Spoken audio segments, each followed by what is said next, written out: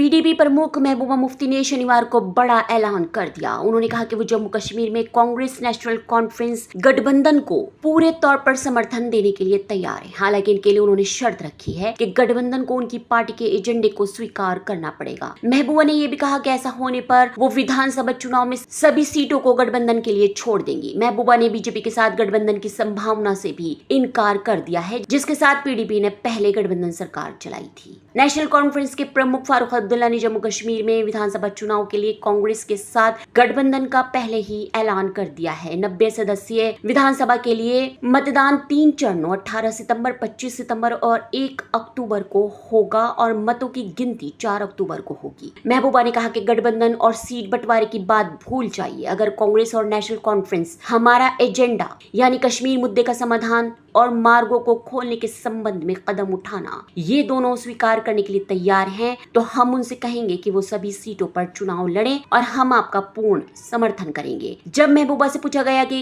क्या कांग्रेस ने पीडीपी के साथ गठबंधन के लिए संपर्क किया है, तो उन्होंने कहा कि मेरे लिए कश्मीर समस्या का समाधान किसी भी अन्य चीज से ज्यादा महत्वपूर्ण है। महबूबा विधानसभा चुनाव के लिए पीडीपी का घोषणा पत्र जारी होने के बाद पत्रकारों से बात कर रही थी। पीडीपी अध्यक्ष महबूबा ने कहा कि चाहे आप मुझे 3 या 4 सीट दें, इससे मुझे कोई मतलब नहीं। जब हमने कांग्रेस या बीजेपी के साथ गठबंधन किया था तो यह हमारे एजेंडे में था। नेशनल कॉन्फ्रेंस और कांग्रेस ने किसी एजेंडे पर नहीं बल्कि सीट शेयरिंग पर गठबंधन किया है। हम ऐसे गठबंधन पर चर्चा नहीं करेंगे जिसमें सिर्फ सीट शेयरिंग की बात हो। उन्होंने कहा कि हमारा गठबंधन एक एजेंडे पर आधारित होना चाहिए और हमारा एजेंडा जम्मू कश्मीर मुद्दे का समाधान ढूंढना है। नेशनल कॉन्फ्रेंस की तरह पीडीपी ने भी सत्ता में आने पर जम्मू कश्मीर के लोगों को 200 यूनिट मुफ्त बिजली, आर्थिक रूप से कमजोर वर्गों को 12 मुफ्त गैस सिलेंडर, सार्वजनिक वितरण प्रणाली में चीनी और केरोसिन वापस लाने की घोषणा की है। इसके अलावा पार्टी के मैनिफेस्टो में कहा गया है कि वो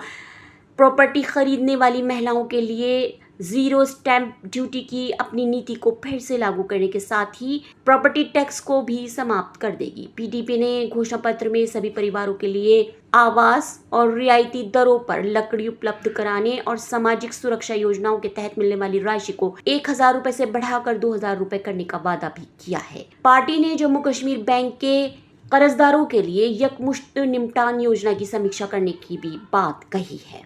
इतने लुभावने वादों के बावजूद पीडीपी नेता नेशनल कॉन्फ्रेंस और कांग्रेस के साथ गठबंधन को राजी है, लेकिन उन्होंने अपनी शर्तें रखी हैं। अब देखना है कि फारूक अब्दुल्ला और राहुल गांधी का ये गठबंधन महबूबा की शर्तें मानता है या नहीं। Bureau report, ST news.